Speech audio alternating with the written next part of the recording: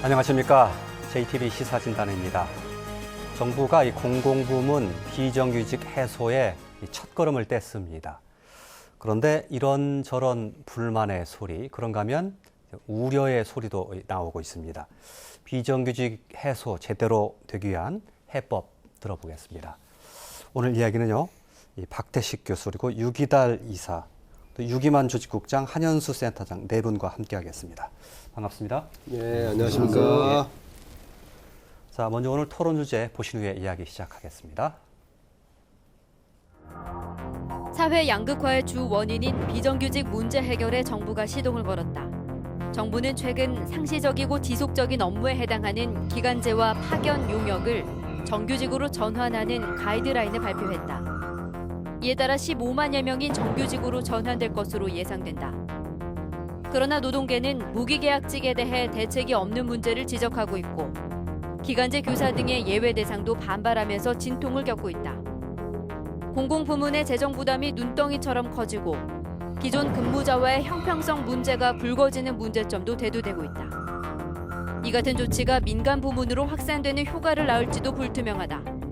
정부는 정규직 전환을 위한 강제적 장치를 검토하고 있지만 기업의 효율성을 떨어뜨릴 수 있다는 우려도 나오고 있다. 사회 양극화 해소를 위한 비정규직 문제의 정확한 해법은 무엇인지 들어본다. 예, 이야기 시작하겠습니다. 앞서 화면에서도 나왔습니다만 얼마 전 정부가 이 공공부문의 비정규직과 관련된 일종의 큰 틀, 또 그리고 얼개라고 할 수 있겠죠. 이 가이드라인을 발표를 했습니다. 이를 두고 여러 가지 얘기 또 걱정 나오고 있는데요. 먼저 좀 노동계 얘기를 좀 잠깐 들어볼까요? 그 가이드라인 내용에 대해서 우리 노동계는 어떻게 판단하고 계십니까? 환영하시는 부분도 있고 또 걱정스러운 부분도 있고 그런 것입니까? 어떻습니까? 네, 일단은 전반적으로 긍정적으로 지금 정부의 공공 비정규직 추진에 대해서 생각하고 있고 긍정적으로 평가하고 있습니다. 다만 이제 아까 화면에서도 나왔듯이 몇 가지 좀 우려스러운 점 그리고 분쟁의 소지가 있는 점에 대해서는 지속적으로 지금 제기하고 있는 상황입니다. 예. 대표적인 것, 우려스러운 것, 걱정되는 것 중에 두세 가지 정도 대표적인 것만 꼽는다면 제목 정도만 하면 어떤 게? 일단은 이제 자회사와 무기계약직을 정규직으로 지금 보고 있는 정부의 시각이 좀 약간 우려스러운 면이 있고요. 예. 자회사가 실제로 악용되는 여지들이 많이 있었고 사례적으로도 그리고 이제 전환 예외에 또 마찬가지로 여러 가지로 이제 아까 기간제 교사라든가 이런 전환 예외에서도 좀 우려스러운 점이 있고 예. 그리고 또 이제 하나는 지금 전환 대상자 중에 좀 민간 위탁 사업장의 전환이 지금 가장 늦은 3단계 추진 사업이고 그것도 일부 민간 위탁이라고 제한을 두고 있어요. 근데 일부가 어딘지는 아직 밝히지는 않았고 그래서 이게 공공부문이 좀 더 공공부문의 비정규직 범위를 정부가 오히려 좀 협소하게 줄이는 거 아닌가라고 하는 그런 좀 우려를 가지고 있습니다. 예. 중복되지 않는 범위 내에서 한현수 센터장님의 얘기도 마저 한번 들어볼까요? 일단 실태조사, 그러니까 지금 현재 현황과 관련해서의 지금 이제 조사의 내용에 많이 차이가 있다고 보여지는데요.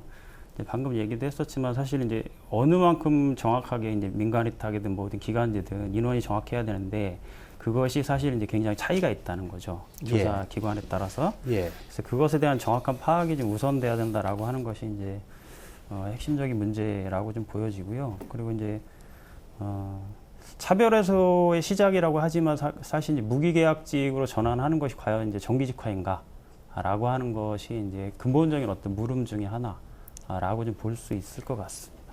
네. 예. 앞서 말씀하셨던 부분은 비정규직의 범주에 관한 부분이 조금 문제가 있다 이렇게. 범주 문제하고 범주를 설정하더라도 실제로 이제 정확한 데이터에 고용노동부와 예를 들면 다른 기관에서 어떤 인원수 있지 않습니까? 인원수의 차이 이런 것들이 이제 존재한다고 하는 게 문제가 되겠죠. 정확한 실태 파악이 지금 잘 안 되고 있다는. 예, 알겠습니다. 지금 31만 명 정도로 정부가 발표한 거에 돼 있던데요. 그 숫자가 좀 축소됐을 수도 있다. 혹시 이렇게 보시는 겁니까? 빠진 사람이 꽤 있다? 그렇죠. 네. 네.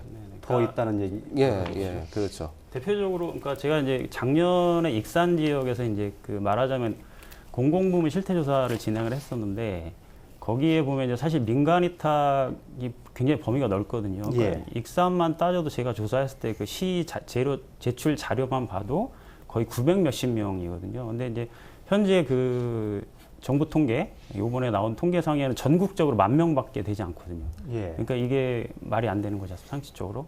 예. 네, 그래서 이런 것에 대한 조사 자체가 일단 좀 정확하게 돼야 되는 것이 좀 필요할 것 같습니다. 예, 알겠습니다. 비정규직을 해소해야 된다는 이 방향성에 대해서 이유를 제기할 사람은 없겠습니다만 그 내용에 대해서 좀 걱정하시는 부분이 또 있을 것도 같습니다. 또 박대식 교수님, 또 유기달 이사님의 의견도 한번 들어볼까요? 예, 박 교수님. 저는 좀 견해가 다른데 지금 우리가 고용시장에 대한 개선을 하는 주된 목적은 크게 두 가지라고 보여집니다. 하나는 고용 안정성 확보하고 그다음에 임금 격차 및 근무 여건의 차별 방지, 뭐 두세 가지 이렇게 이야기할 수 있는데 그런 부분들이 어느 정도 갖춰지면 사실 굳이 뭔가 정규직화 하지 않아도 되고 정규직에 대한 개념의 차이도 지금 정부 사이드에서 보는 견해와 지금 노동 사이드에서 보는 견해가 좀 차이가 있어 보여요. 그러니까 지금 현재 우리가 그 급진한 좀 변화의 과정 속에서도 그렇고 앞으로 그 세대 간의 그 노동시장의 순환 과정에서도 그렇고 이게 너무 급격히 정규직화 시키면 본인 스스로도 굉장히 어려운 문제가 생길 수 있다 이렇게 생각합니다. 예? 그 노동자 자신도. 그래서 이런 부분들이 결국에는 노동시장 전체에 또 다른 왜곡을 가져올 가능성이 있다. 예, 그렇기 때문에 아까 이제 가장 우리 노동시장에서 맹점인 그런 두세 가지를 그걸 줄이고 그걸 안정을 확보하는 가운데서 노동시장이 유연하게 가는 것이 우리 전체 국가사회를 생산적으로 가는 또 바람직하게 가는 그런 방향이 아닌가 저는 그렇게 생각을 합니다. 예. 지금 방식대로 가게 되면 노동시장의 경직성이 더 강화돼서 굉장히 문제가 있을 수 있다 그렇게 보시는 거군요. 일단 노동시장의 경직성도 가져오고 앞으로도 더 이야기하겠지만 세대 간의 어떤 갈등도 일어날 요소가 있다. 그런 문제에 좀 우려를 하는 거죠. 예. 유기달 이사님은 어떤 우려를 가지고 계십니까? 지금 이제 오늘 주제는 이제 공공 부분에 대한 예. 비인간 부분도 나중에 얘기하죠. 예. 정규직화인데 그 지금 비정규직의 제일 문제는 이제 신분 확보, 예. 그다음에 처우, 예. 그다음에 실질 임금 인상 이 부분일 것입니다. 그 이제 복지 문제 이런 부분인데 실제로 공공 부분에 가서 저희가 생각하는 부분은 그 외환위기 이후에 정부가 주범입니다. 비용을 줄이기 위해서 비정규직을 많이 쓰게 만드는 것입니다. 거기에 덧붙여서 민간 부분에 가서는 대기업이 주범이라고 봅니다. 그래서 지금 공무원이나 공기업, 대기업 이런 부분에 가서 비정규직을 정규화하는 것은 합당하다고 보고 있습니다. 예. 예, 그렇지만 이 여파가 우리 그 민간 부분의 중소기업이나 소상공인한테 미쳐서는 곤란하다 이런 입장입니다. 예. 예, 말씀하시죠. 예. 노동시장의 그런 기본적인 구조 변화가 노동이 자본으로 대체되면서 그 자본 투입이 많아지면서 전체적으로 우리가 국가에서 생산한 생산의 결과가 즉 국민 총생산이 자본의 분배되고 노동의 분배되는데 그 노동의 분배되는 비율보다는 자본의 분배되는 비율이 점점 많아집니다. 그러니까 결과적으로 노동자의 평균 임금이 떨어지고 그 안에서 격차가 생기니까 기본소득, 절대적 생존권적 기본권이 확보 안 되는 그런 어려움이 있었죠. 거기다가 이제 아까 우리 유 사무총장님 말씀에서 덧붙인 것이 근무 환경이 또 달라지죠. 근무 환경 차이. 그런 여러 가지를 개선하는 데 있어서 소득주도 성장이나 기본소득의 개념이 노동시장에 도입되는 것은 바람직하다고 생각하는데 그런 것들이 과연 정규직으로만 해결할 수 있겠느냐. 예. 예? 그리고 우리가 지난 20년 동안 우리가 얼마나 많이 변했습니까? 예컨대 금융산업, 자동차 산업, 많은 산업에서 자동화식 되면서 노동시장이 유연하지 않으면 그 시장이 견뎌낼 수 없을 정도의 심각한 아주 빠른 변화를 보여주고 왔었는데 앞으로의 변화는 더 빠를 거라고 예상을 하거든요. 그럼 노동시장에서 그 유연성을 확보하지 않으면 결국에는 그걸 갖다가 노동시장에서 노동시장의 유연함으로써 이루어지는 생산성의 증대를 갖다가 기할 수도 없을 뿐더러 노동자 자신도 너무나 안주한 나머지 변화에 대응하지 못하는 양쪽의 문제가 생길 수 있다는 우려를 하는 거죠. 예. 교수님 말씀에 제가 두 가지만 말씀드리고 싶은데, 그러니까 이제 세계적으로 그런 추세나 다른 나라들에 비해서 비정규직 비율이 너무 높다는 거예요. 저희 나라가. OECD 평균이 한 11% 되는데 저희 나라가 지금 한 32% 된다니까. 예. 그리고 아까 노동 분배율도 말씀하셨는데 다른 나라, 일본이나 기타 등등 이제 OECD 국가들이 대부분 노동 분배율이 노동 소득이 70% 정도예요. 근데 우리 한국은 지금 60% 정도로 지금 낮아졌단 말이에요. IMF로. 그렇기 때문에 뭐 그런 어떤 급격한 변화하고 무관하게 세계적인 평균 정도나 아니면 그것을 정도는 가야 되는데 비정규직 비율이 11.8%가 OECD 평균인데 32%라는 건 너무 과다하다는 거거든요. 예. 그래서 누구나 이거는 너무하다라고 공감되고 확산되고 있는 거고, 노동소득 분배율도 아까 재벌 얘기하셨는데 재벌의 사내유보금은 몇 배가 많아졌어요. IMF 이후에 200조 뭐 이런 정도에서 800조, 900조까지 늘어났단 말입니다. 근데 노동소득 분배율은 10% 정도 감소했어요. 저는 이런 문제가 근본적으로 해결돼야 되는 거고, 이게 이제 앞으로 또 저는 국가 경쟁력, 경제에 대한 기본적인 경쟁력이 여기에서 나타나는 거다라고 저는 좀 다른 견해를 가지고 있습니다. 네, 그러니까 그런 노동시장의 유연성이 왜 문제가 되느냐, 비정규직이 왜 문제가 되느냐, 비정규직하고 정규직하고 아까 우리가 그 사석에서 아까 전에 말씀하신 자리처럼 고용에 대한 안정성 보장해주고, 그다음에 임금이라든가 근무 환경에 대해서 격차가 없으면 그 문제는 없는 거예요. 네? 그러니까 교수님, 전 하나 더, 요즘 이제 뉴스에 아주 갑질 얘기가 많이 나오잖아요. 중소기업 임원이 강목으로 때려가지고 병원에 입원하고, 뭐 어디 종근당 사장, 미스터 피자 사장, 이런 사람들, 우리나라 기업 문화가 너무나 권위적인 문화예요. 아주 누구는 천민적 자본주의라고 한국의 그 대기업 기업 문화를 그렇게 표현합니다. 그런 상황에서 노동위원회가 온다고 하면은 이렇게 권위적인 시장 이 공정거래도 안 되고 있는 바탕에, 공정거래도 안 되고 있는 바탕에 정리해고를 도입하니까 완전히 이건 기업 마음대로 했던 게 IMF잖아요. 그리고 지금 그 후에 계속 비정규직도 사유제한, 그러니까 엄격하게 규정 안 두니까 이렇게 IMF 이후에 600만, 1,800만까지 늘어난 겁니다. 이게 이제 교수님의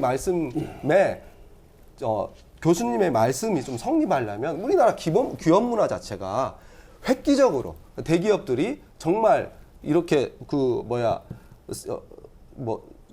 세습이라고 하죠. 이 세습 경영, 이런 체제를 체질적으로 바꾸지 않는 한 노동시장 유연화는 노동자만 더 죽는 그런 나라일 것이 뻔하다는 게 저희의 IMF 이후의 경험이라고 저는 보거든요.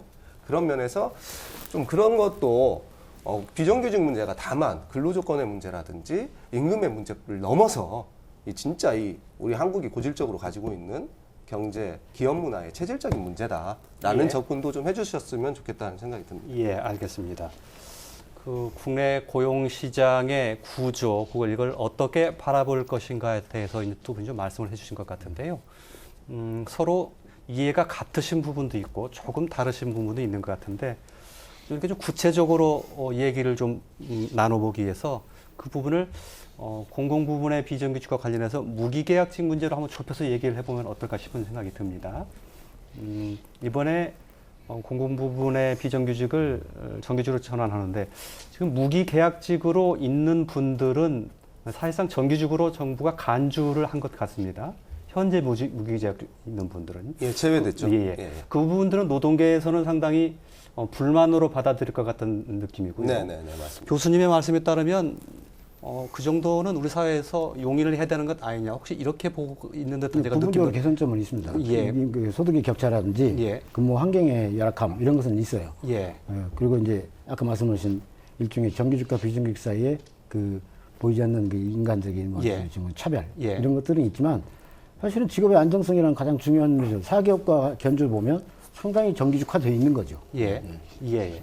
그 무기계약직 문제는 그러면 네. 다시 포함해서 그분들도 정규직으로 네. 다 전환시켜야 된다고 보는 것이 그 시각이십니까? 네, 저희 시간 그렇고, 일단 지금 정부가 그 추진하고 있는 정책이 이제 서울시의 그 정규직 전환 정책을 좀 바탕 삼아서 추진하고 있다고 저희는 알고 있고, 서울시가 이번에 다시 이제 정규직 전환 그 이제 계획을 발표했는데, 무기계약직은 사실 정규직으로 가는 단계라고 이렇게 설정을 하고 서울시도 있습니다. 그래서 무기계약직이 가지고 있는 아까 그 문제점들은 교수님도 말씀하신 것처럼 그런 문제들이 있으니까, 근데 이제 그런 어떤 그 근로 조건의 차이라든지 차별이 없어지는 거를 좀 전제로 한다면 무기계약이, 그러면 그거를 무기계약이라고 하지 않고 뭐 다른 어떤 직급을 만들어 가지고 정규직화하는 방법도 지금 고민 중인 걸로 알고 있어요. 예.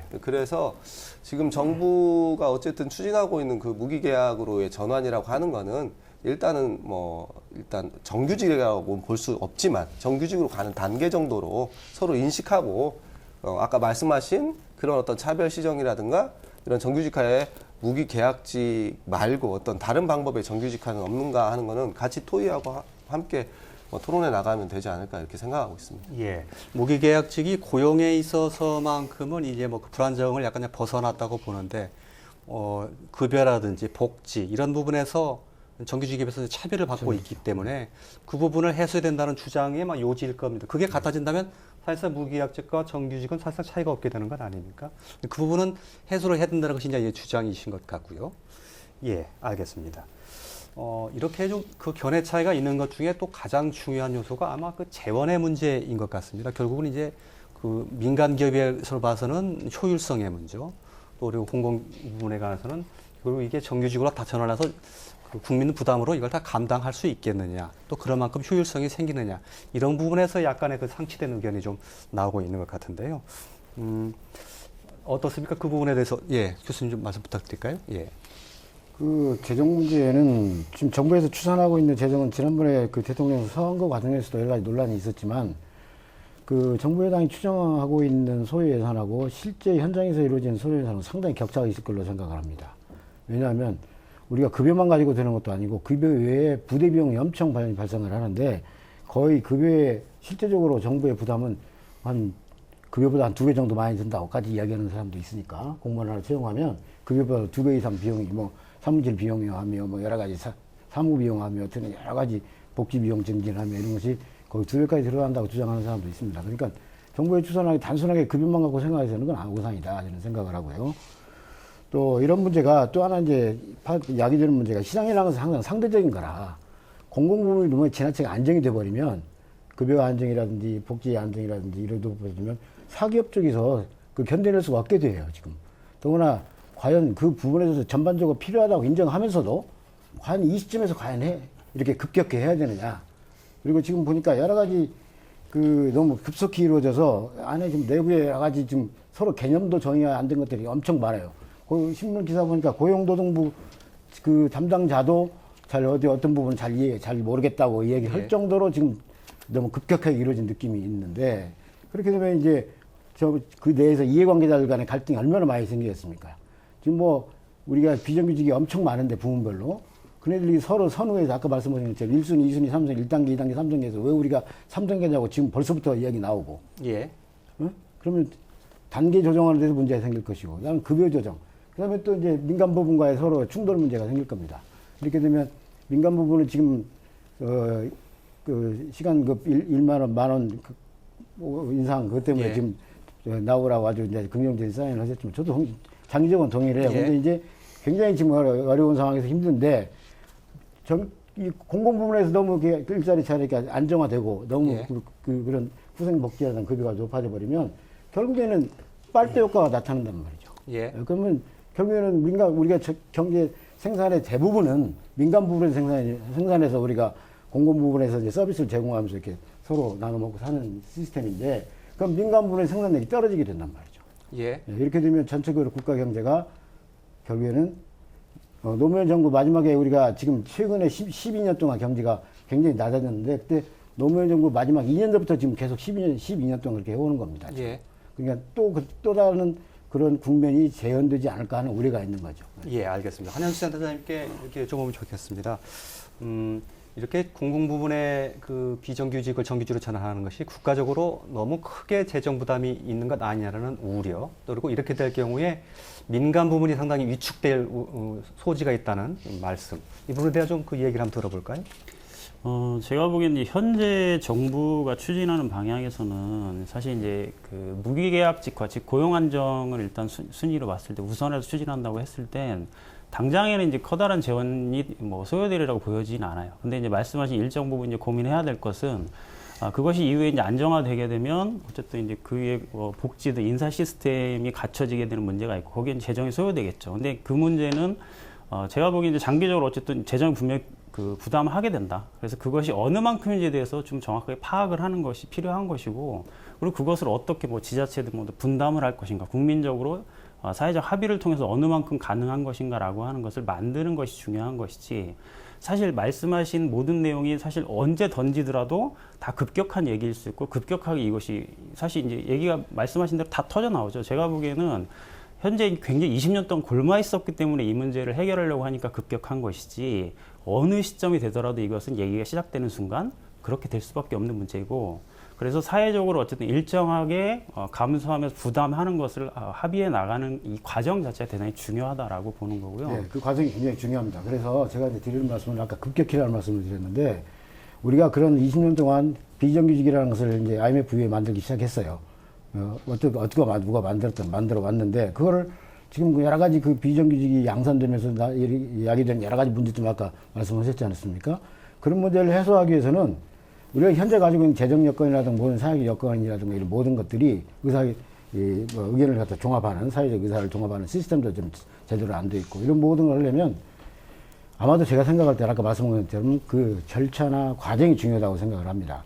그러면 그 로드맵을 제시해서 좀 어디가 좀 다른 쪽이 마음에 안 들어도 좀 이겨내고 서로 견제주고 양해하고 이런 사회적 그런 소통의 시스템을 좀 갖춰가면서 해야 되는데, 급격히 툭 던져놓으니까 당사자인 고용노동부도 잘 모르겠다.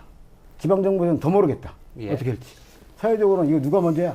서로 자기 이익 찾기에 지금 눈이 번뜩거리고 있고, 예. 이런 모든 어려운 요소를 많이 만들어내고 있으니까 오히려 국민의 이해를 돕고 서로 소통하고 결과적으로 모든 부분을 서로 의견을 모아서 가기 위해서는 아까 말씀드린 과정, 그 로드맵을 좀 제시해 주면 훨씬 더 좀 수월하지 않겠는가 하는 아쉬움이 있다는 거죠. 그러니까 로드맵이라고 하는 것이 물론 이제 일정한 가이드라인처럼 제시해주는 부분이 필요하겠죠. 근데 저는 현 정부가 이 가이드라인을 제시하는 것에 있어서 뭐 부정적 측면도 존재하지만 긍정적 측면은 뭐냐면 당사자들의 참여도 보장하고, 그것이 그래서 어느 정도 수준까지, 예를 들면 뭐 기간제는 올해 뭐 이런 거 있잖아요. 이런 것도 당사자들의 불만이나 요구는 당장에 되고 싶다고 하는 것은 자연스러운 인간적 욕구지 않습니까? 그러나 그런 것들에 대한 저는 일정한 로드맵이 있고, 이후에 아마 이것과 관해서 다양한 요구들이 아마 당사자들 나오면 그것과 관련한 보다 구체적인 가이드라인, 로드맵 이런 것은 지금 저희들이 얘기하듯이 제시된다고 강력하게 많이 얘기들이 되면 자연스럽게 이게 만들어진 거예요. 이 과정 자체가 저는 이제 로드맵에서 이제 굉장히 과거 정부와 다른 모습으로 만들 수 있겠다, 이런 좀 고민이 있습니다. 예, 알겠습니다. 우리가 그런 사회적 그 불평등을 해소하기 위한 비용이 필요하다면 지불을 해야 된다는 그렇죠. 의사시고요. 너무 급격하게 이루어지다 보니까 좀 문제가 있어 보인다라는 말씀이셨던 것 같고, 조금 비정규직을 비정규직법이 만들어질 때 저희가 엄청나게 우려했어요. 이렇게 되면 엄청나게 급격히 확산할 거다. 알겠습니다. 몇 년 안에 IMF가 몇 년 안에 급격하게 늘었단 말이에요, 진짜. 예. 근데 그때는 아무 우려가 없었어요. 그러니까 노동계를 제외하고 제가 표현하는 급격함은 비정규직을 양산하는 것이 너무 급격했고, 예. 지금 정부 계획은 공공부문 3년 안에 31만 명 하겠다는데 정부 통계로 660만이에요. 예. 이게 급격하다고 할 수 없다고 저는 봐요. 너무 부족한 아니다라고 보는 거예요. 물론 의제에 대해서 이제 기업인이 뭐 그런 것을 보고 심리적으로 초기에는 이거 너무 뭐 그렇게 받아들일 수 있지만, 자세히 진짜 이거를 본다면 이건 급격한 안도 아니고, 이제 그러면 어떻게 그러면 대기업이나 우리나라의 경제를 좌지우지하는 사람들이 이 문제를 진짜 자기 문제로 직시하고 해법을 스스로 내놓아야 되는가가 문제예요. 근데 전혀 지금도 그런 데서는 해법을 스스로 내놓고 있지 않지 않습니까? 그 부분에서 예. 저희는 좀 이견을 달고 싶습니다. 왜냐하면 급격하다고 우리는 받아들이고 있습니다. 조금 우리 그 민간 부분에서 그것을 수용하고 충분히 감당할 수 있는 시간적인 여유를 줘야 됩니다. 기업의 논리는 그렇습니다. 이익을 창출해야 되는데 당장 큰 비용부터 부담하고 보면 그게 경영 악화로 바로 이어지는 것이죠. 그 일자리가 없어지는 결과는 뭐 빈대 잡으려고 초과상관 태울 수는 없는 이야기입니다. 그래서 그러다 보니까 지금 비정규직에 관해서는 역시 정부가 큰 책임이 있고요. 공공부분. 그 다음에 대기업인데 공공부문 대기업에서 그런 비정규직을 양산을 해놔놓고 하루아침에 이런 일을 하자 하는 것은 있을 수 없다고 보고 또 시급 문제도 마찬가지입니다. 원래 첫 해에 한 10% 정도만 올려서도 우리 민간 부분이 감당을 할 수가 있다고 봅니다. 예. 그런데 한꺼번에 16.4%씩 올려가지고 처음부터 감당을 못하도록 해버리면 전부 지금 출구 전략을 세우고 이미 출구를 마련해서 그만두는 사람도 있습니다. 예. 그런 문제에 가서 이게 지금 일자리하고 시급하고 정규직 문제까지 다 맞물려가 있습니다. 예. 그러다 보니까 저희 그 업계에서 하는 이야기는 좀 감당할 수 있는 시간적인 여유를 줘가면서 유도를 해야지 획일적으로 강제적으로 해서는 곤란하다. 이런 이야기죠. 예. 예. 제가 좀 말씀 여쭤보죠. 그 공공부문에 대한 얘기를 다 마무리 짓지 못했는데, 이제 민간기업 말씀하시니까 그 얘기 좀 같이 하면서 하면 좋겠습니다. 결국은 공공부문의 이제 비정규직 제로화 뭐 추진하는 것은 좋은데, 결국은 이런 열기가 민간 부문으로까지 확산되는 것이 더 바람직한 그 사회적인 현상일 거라고 보거든요. 근데 과연 이거는 민간 부분이 지금 감당할 수 있느냐, 또 그리고 우리 경제의 활력을 잃지 않는 범위 내에서 이게 갈 수 있느냐, 이런 것들이 결국 이제 관건이 될 것 같은데요. 이렇게 정규직 그 공부문에 가게 되면 민간 부분이 상당히 위축될 가능성이 있다. 또 공공 부분만 지나치게 공공의 질이 좋아지고 민간 부분은 악화되면서 위화감이 조성될 수도 있다. 뭐 이런 우려들을 가지고 계신 것 같습니다. 제가 보니까. 그리고 민간이 감당해낼 수가 지금 없는 상황입니다. 이런 말씀에 대해서 어떻게 보시는지 한번 듣겠습니다. 예. 저는 저는 이제 일정하게 동의를 하는데요. 그러니까 사실 기업을 전체로 이제 뭐 대기업, 중소기업 다 있지 않습니까? 근데 지금 사실 이제 기업을 통칭해서 얘기할 필요는 없다고 보거든요. 예. 그러니까 중소기업과 대기업은 대단히 차이가 있다고 보여져요. 그러니까 저는 이제 개인적인 견해입니다만, 중소기업의 어쨌든 비정규직, 정규직화 문제는 사실은 중소기업도 일정하게 이윤이 남아야 거기서 이제 어쨌든 가능하잖아요. 가능한데 현재는 이제 그렇지 않은 구조죠. 대기업의 하청 구조가 대다수인 거고, 거기서 이제 어쨌든 뭐 이윤이 보장되지 않는 구조이기 때문에 제가 보기에는 공정한 어떤 그 이윤이 보장되는 정부의 정책을 통해서 이것이 이제 중소기업에 보장이 되는 것과 동시에 사실 이제 비정규직에 정규직화는 중소기업에서는 예를 들어서 그렇게 적용돼야 되는 것이 맞다고 보고, 대기업은 현재 이제 충분한 그런 여력이 있기 때문에 저는 이제 그것에 정부 정책에 맞춰서 좀 빠르게 실행해야 된다고, 중소기업은 좀 다른 문제라고 좀 보여진다 저는. 예. 중소기업의 경우에 이제 그 유 이사님이 말씀하시니까 이렇게 사회적인 분위기가 형성되면 중소기업한테 상당히 부담된다, 이런 뜻이신 것 같거든요. 그러니까 지금 예. 그 여파가 지금 그 공공 부분은 우리가 무조건 해야 한다고 봅니다.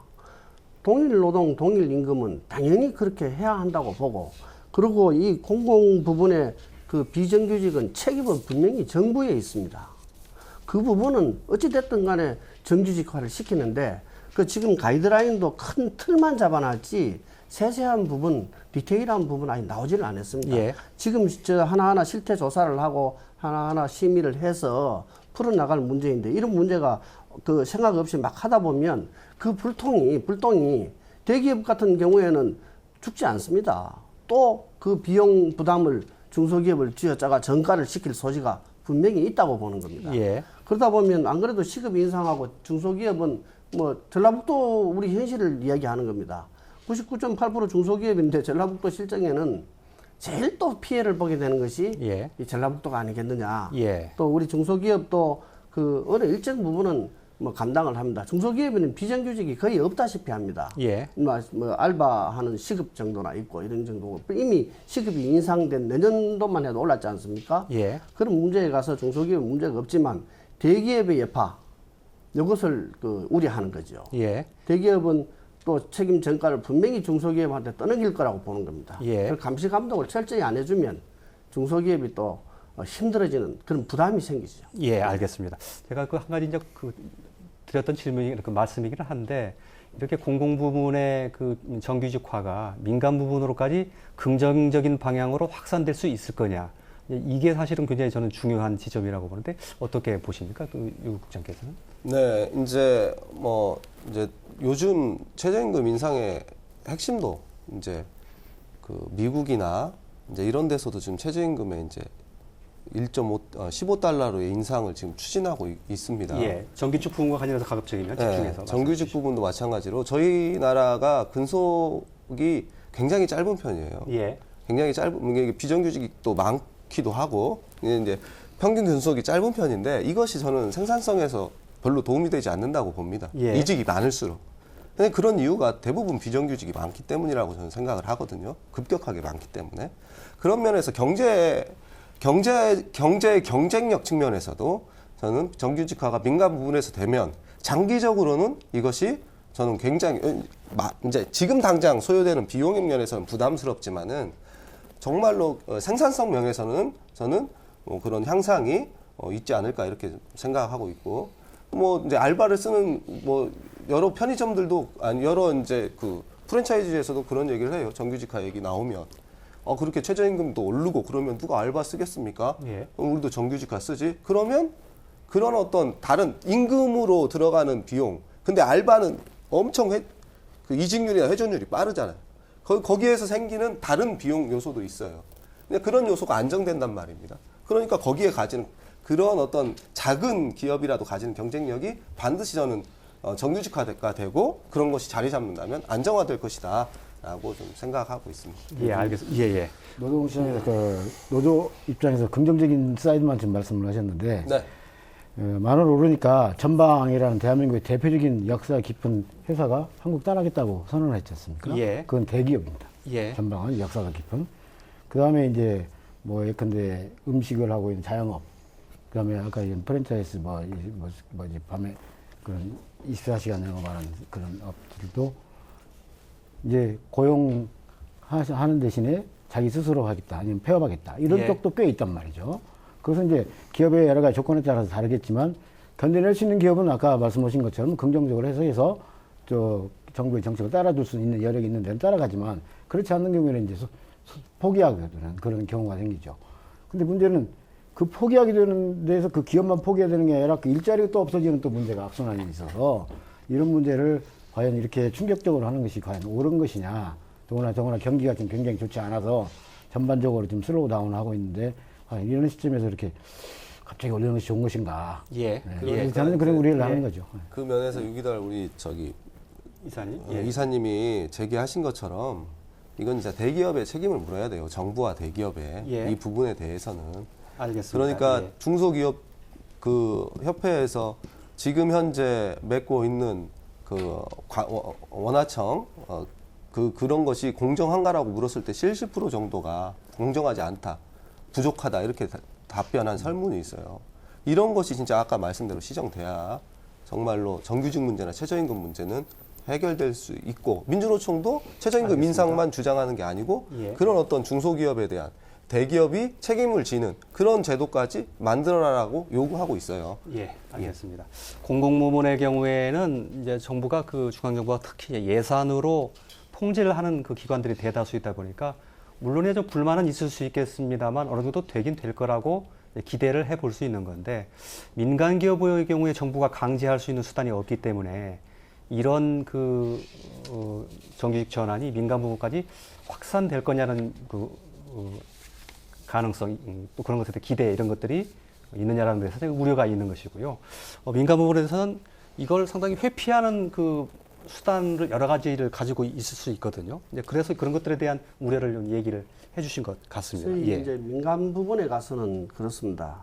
공공 부분은 당연히 정부가 책임지는 차원에서라도 디테일하게 합리적으로 풀어나가야 된다고 보고요.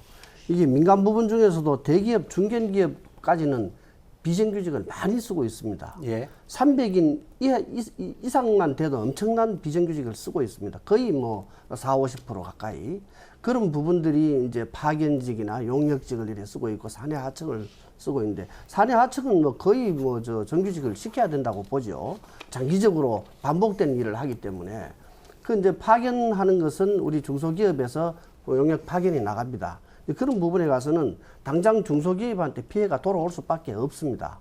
그리고 용역업체들은 그대로 문 닫아야 합니다. 예. 그런 문제에 가서 지금 중소기업에 대해서는 자연스럽게 풀어놔줘야 되지, 그것을 획일화할 필요가 없다고 봅니다. 지금 획일적으로 강제를 안 해도 자연적으로 우리는 비정규직이 없습니다. 예. 근데 대기업하고 중견기업이 문제지, 예. 그 사람들을 철저히 그 정규직을 할 수 있도록 감시 감독을 잘 해서 그 여파가 자율성을 놔둬도 되는 중소기업한테 가지 않도록 감시 감독을 잘 해야 한다고 봅니다. 예. 민간기업 경우에 지금 정부가 일정한 그 직군, 그러니까 뭐 위생이라든지 안전이라든지 생명 이런 쪽에는 비정규직을 못 쓰게 하도록 강제하는 수단, 또 그리고 정규직으로 전환을 하게 되면 일정 부분 전환을 안 하게 되면 부담금을 물리게 된다. 이런 강제 정책을 상당히 이제 동원하려고 준비를 하고 있는 듯한데, 대기업이 그것을 수용하게 되면 결국은 그 여파가 중소기업 또 영세업체에게 이제 대물림될 것이다. 이렇게 걱정을 하시는 부분이 있는 것 말씀해 주셨고, 그렇게 민간 기업에 대해서 강제하는 것에 대해서 노동계에서는 당연히 찬성하시겠죠. 저는 좀 우려가 스러운데 예. 지난번에 11% 상한 비정규직 상한제를 도입하겠다. 그다음에 그 이상 쓰면 분담금을 예. 매기고 그 이하로 쓰면은 장려금을 주겠다 이렇게 하고 있는데, 비슷하게 그 장애인 고용 의무제가 있지 않습니까?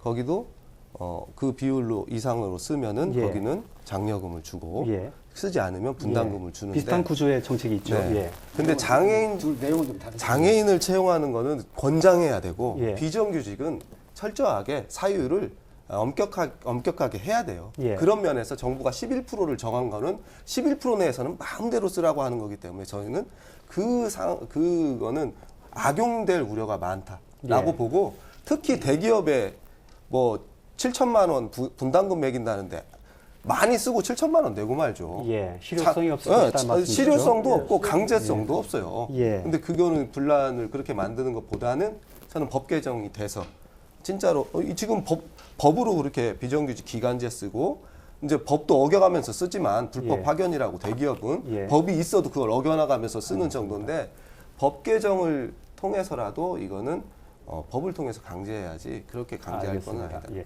이른바 비정규직법의 개정을 통해서 그렇죠. 비정규직을 쓸 수 있는 최소한의 사유 외에는 그렇죠. 다 정규직으로 하도록 법을 바꿔야 된다는 그 뜻을 가지고 계신 거죠. 맞습니다. 뭐 기업에서는 물론 반대하시겠지만. 앞으로는 예. 채용을 할 때 예. 정규직을 채용을 하도록 유도를 하는 방법을 찾아야 돼요. 지금 비정규직을 정규직화하는 게 지금 이슈지 않습니까? 예. 그 문제에 가서는 또 이런 우려도 있습니다. 무더기 정규직화를 해가지고 노동의 질을 떨어뜨리고, 아까 생산성이 올라가지 않느냐는데 생산성이 더 떨어질 수도 있습니다. 또 지금 그 공공 부분도 마찬가지입니다. 그 애써서 공부해서 몇백 대 1의 경쟁률을 뚫고 저 임용받은 공무원이나 공공 부문에 근로하는 사람들은 이렇게 쉽게, 의외로 비교적 쉽게 취업을 해서 정규직 다 똑같은 처우를 해준다고 보면 또 역차별이 생길 수 있는 그런 소지도 있습니다. 그래서 우리 민간 부분의 중소기업 측이나 소상공인 측에서 보면 이것은 주로 공공 부분 대기업이 하나는 문제지, 우리 중소기업은 새로 채용하는 사람은 충분히 정규직을 다 하고 있습니다. 예. 또 시급이 또 인상되고 있기 때문에 예. 자동으로 하지만 그 윗부분을 관리를 잘 하지 않으면 밑에 우리나라 대한민국 경제 구조가 대기업 위주로 돼 있다 보니까 예. 중소기업이 항상 피해를 입게 되는 겁니다. 예. 그래서 알겠습니다. 이런 부분을 좀 고쳐야 한다, 이런 생각입니다. 예, 알겠습니다. 공공부문으로 좀 아까 부족했던 부분 좀 잠시 돌아가도록 하죠. 조금 전에 아까 속도 말씀해 주셨는데, 속도라는 것은 다른 표현으로 하면 범위까지도 얘기가 될 수 있는 것 같은데요. 처음에 이 정부의 가이드라인에 문제 제시하면서 일부 기간제 민간이 다. 예. 네. 부분들이 좀 제외된 거, 또 그리고 민간위탁부도 제외된 거, 이 문제를 제기하셨는데, 일부에서는 이 부분은 그렇게까지 다 해줘야 되느냐, 이렇게 보는 시각도 있을 수 있거든요. 네. 어떻게 보십니까, 그 부분은? 그러니까 정부가 의지를 가지고 이러한 공공 부분의 비정규직을 통해서 민간까지 확산하겠다잖아요. 이게 정부의 정책의 개요거든요. 그러면 정부가 가능하면 공공 부분의 범위를 가능하면 넓혀서 잡는 것이 훨씬 민간과 겹쳐 있는 부분까지 넓혀 잡는 것이 훨씬 민간 확산에 도움이 돼요.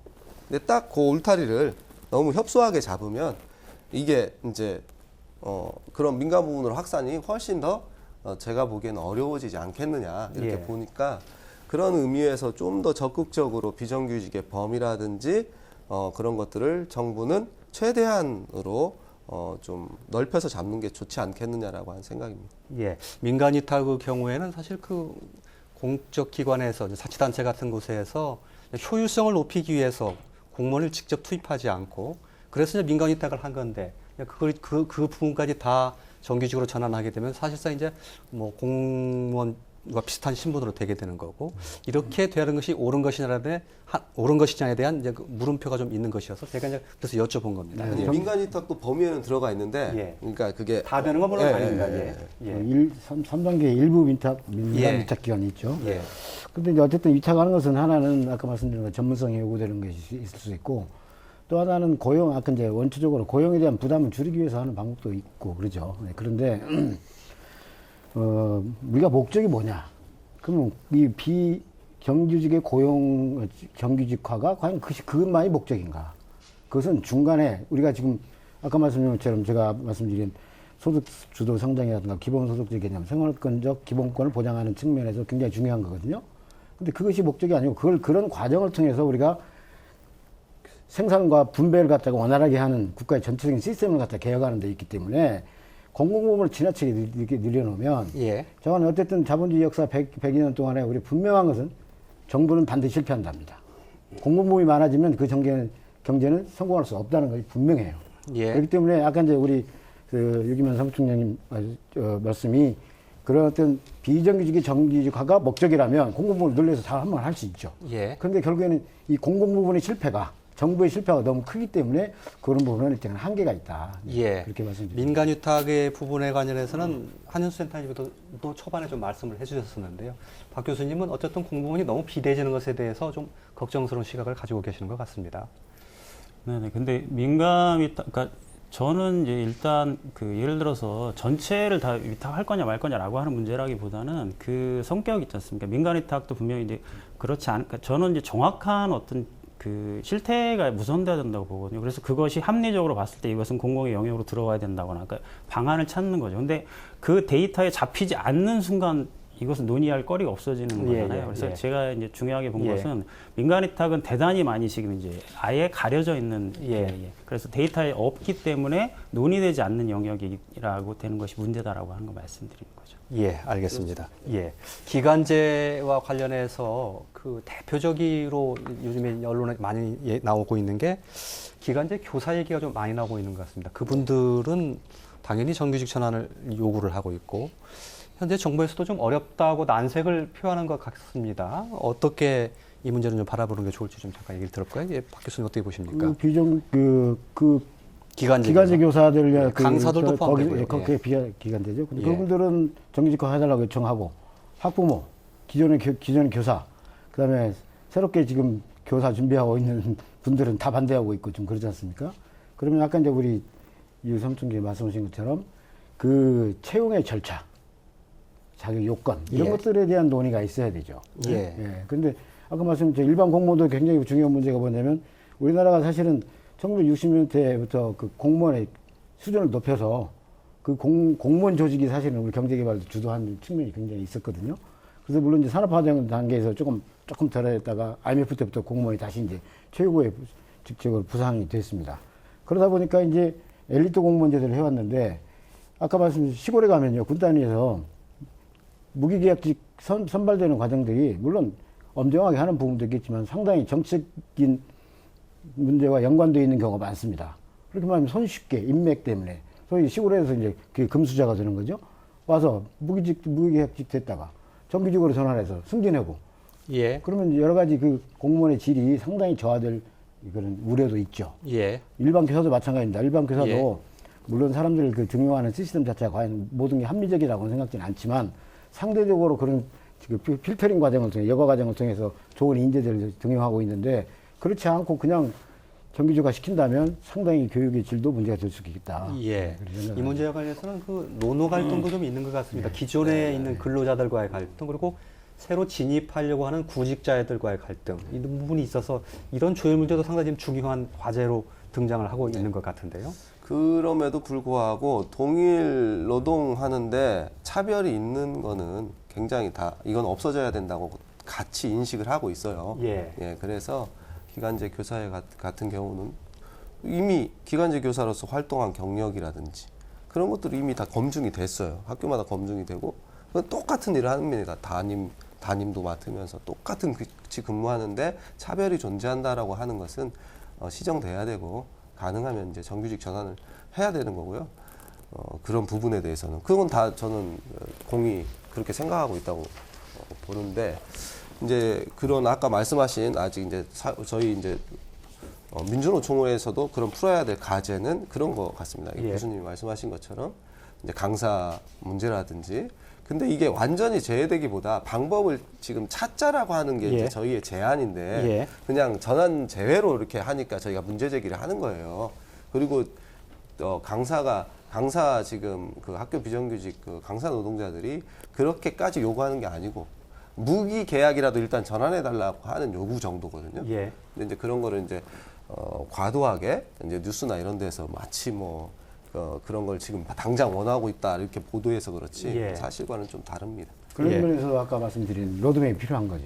예. 네. 충격을 좀 우리가 소프트 랜딩 하기 위해서는 예. 절차적으로 어떤 스텝 바이 스텝 해가는 그 로드맵이 필요한데 갑자기 던져놓으니까 혼란에 빠지고. 그래서 서울시는 어쨌든 그래서 지금 이제 그 이해관계자 당사자 있죠. 그래서 학부모 뭐 임용고시 준비하시는 분 지금 이제 기간제 교사분 예. 이분들이 어쨌든 심의위원회를 구성을 해서 이제 논의를 하자고 제안한 상태이기 때문에 제가 보기엔 사실 조금 시간은 걸릴 것 같아요. 쉬운 문제는 아니라고 보거든요. 예, 예. 그래서 이제 아마 거기서 충분히 논의가 됩니다. 가이드라인을 제시한 이제 시점입니다.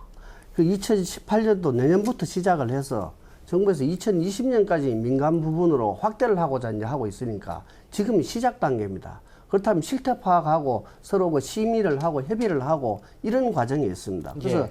큰 틀만 가지고 얘기를 하다 보니까 아까 기간제 교사는 어떻게 하고 무기계약직은 또 어떻게 할 것이냐 이런 부분은 상호 이제 협조해서 협의를 거쳐서 하나하나 이제 해나가는 단계인데 우리가 너무 앞서가는 건 아닌지 예. 이런 의구심이 좀 있습니다. 예. 알겠습니다. 그 이해 당사자 간의 갈등은 어쨌든 구도는 좀 비슷한 것이 있어서요. 그 안에서도 아마 비슷한 얘기가 나오지 않을까 싶은 생각이 듭니다. 시간이 다 됐는데요. 한 가지만 좀 짧게 여쭤보고 마무리 말씀 듣고 이야기를 정리하도록 하겠습니다. 유기만 국장님께 지금 이 공공부문의 비정규직 정규직 전환과 관련해서 접촉하고 있는 게 있습니까? 짧게 사실만 확인해 보겠습니다. 지금 도하고 예. 이제 가이드라인 나오기 전에 정부 발표 있고 나서 교섭 요청을 해서 2차례 만났고요. 예. 그런 정도 수준으로 진행되고 있습니다. 이제 가이드라인이 발표됐으니까 좀 더 본격적으로 교섭을 해 나갈 생각입니다. 예. 전라북 도하고 그렇게 하셨다는 말씀이시고. 그렇습니다. 그러면 나중에 이제 그 뭐 시군이라든지 이런 것하고도 나중에 다 하게 됩니까? 네, 지금 생각은 이제 저희들이 시지부가 구성되어 있는 지역부터 우선 같이 교섭을 해 나갈 생각으로 지금 내부에서 회의를 통해서 결정을 한 상태입니다. 예, 알겠습니다. 한 분당 한 30초씩 미처 못다한 말씀 좀 듣고 토론을 좀 정리를 해야 될 것 같습니다. 한현수 센터장님께 먼저 드릴까요? 예. 못다하신 말씀이 있으실 것 같은데요. 네. 일단 그 비정규직 정규직화라고 하는 것은 사실 이제 20년 동안의 문제를 비정규직의 문제를 해결한 첫 단추고 그래서 이것이 어떤 분들한테 급격할 수 있지만 또 어떤 분들이 20년을 기다린 문제라고 볼 수도 있거든요. 그래서 그런 차원에서 이것이 다양한 이해관계 당사자들이 충분한 합의를 거치는 과정. 지금의 그 가이드라인은 굉장히 포괄적이기 때문에 이것을 구체적으로 실현하는 것이 사회적 합의를 만들어가는 것이 우리 사회의 어떤 장기적인 어떤 성장으로 보면 대단히 중요한 의미가 있는 과정이라고 보여지고요. 새 정부가 추진하는 이 노동 존중 사회 반드시 됐으면 하는 바람입니다. 네. 네. 우리 사회의 큰 흐름을 바꿔놓는 중요한 그 네. 지점에 와 있다 이렇게 보시는 그렇게 거군요. 보고 있습니다. 유기달 이사님. 공공 부분하고 대기업, 중견기업에 대해서는 비정규직을 정규직에 해야 한다고 판단하고 있습니다. 그렇다고 하더라도 민간 부분, 그 이외의 민간 부분에 대해서는 획일적으로 강제하지 말고 그 민간들이 충분히 감당할 수 있도록 이 시간적인 유예를 두고 시행을 했으면 좋겠다는 생각이고요. 지금 그 공공 부분에도 한꺼번에 정규직화를 확 해버리면 공무원 수만 늘어난다고 봅니다. 그러면 청년들이 거기 그 질 좋은 일자리를 쳐다보고 열심히 노력하고 있는데 그 역효과가 또 나지 않을까 우려되는 부분도 없잖아 있습니다. 예. 역시 우리의 말씀을 마무리 말씀까지 해주셨군요. 유기만 부장님. 네, 우리나라가 임금 격차가 심한 나라죠. 그렇기 때문에 모든 청년들이 그렇게 공무원이 되려고 하고 교사가 되려고 하는 것 같습니다. 대기업에 들어가려고 하고. 네, 4.8배 정도의 차이. 예, 예. 선진국은 한 뭐 다른 유럽 나라 이런 데는 한 2.3배죠. 예. 아까 소득 분배율, 기업이 가져가는 이익의 10%를 중하위권의 어떤 노동자들에게 정말로 돌아갈 수 있도록 분배될 수 있도록 해서 임금 격차가 줄어든다면 아까 말씀하셨던 그렇게 너무 막 이렇게 정말 극대적인 그 경쟁 사회가 보다 좀 더 안정 사회로 될 수 있지 않을까 생각을 합니다. 그런 면에서 좀 대기업 개혁을 반드시 진짜 경제 체질의 변화를 위해서라도 우리 한국 경제를 위해서라도 아까 이제 말씀하신 것처럼 반드시 이 대기업 중심의 경제 체제는 바꿨으면 좋겠다라는 생각입니다. 예. 박대식 교수님. 예. 사회의 어떤 구조적인 모순을 해결하고 경제적, 사회적 약자에 대한 배려나 애정이 있는 것은 저도 동의를 합니다.